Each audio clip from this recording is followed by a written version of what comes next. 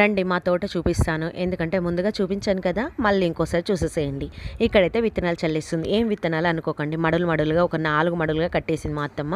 ఒక దాంట్లో తోటకూర, ఒక దాంట్లో కొత్తిమీర, ఒక దాంట్లో మెంతి, అలాగే చిక్కుడు కూడా అలికేసిందండి. ఎందుకంటే ఇలా విత్తనాలు వేసిన తర్వాత ఈ విధంగా మట్టిని కప్పేసేయాలి. కొంచెం లైట్గా కప్పేసిన తర్వాత ఇక్కడైతే బీరకాయ తీగ చూసారు కదా, బీర చెట్టు ఈ విధంగా తీగలుగా పారింది కదా, మీకు ముందుగా చూపించాను ఒక వీడియోలో కూడా. మళ్ళీ కాసిందండి, చూసారు కదా, ఒక 5-6 దాకా వెళ్తాయి. ఎందుకంటే 1/2 kg కన్నా ఎక్కువే ఉంటాయి. ఇంకా మనకి కూరకైతే ఒక రోజుకి డోకా లేదండి కదా, మీరే చెప్పండి. బయట తీసుకుంటే చాలా రేట్స్ ఉన్నాయి కదా. ఈ విధంగా ఒకసారి పెట్టి చూడండి. మల్ల చెట్టు, పుదీనా, తర్వాత బెండ చెట్లు, తమలపాకు, తర్వాత తోటకూర మా అత్తమ్మ అయితే కట్ చేస్తుంది చూసారు కదా. ఈ విధంగా ఫ్రెష్గా మీరు ఎప్పుడైనా వండుకున్నారా? మా ఇంట్లో అయితే ఫ్రెష్గానే తీసుకుంటామండి.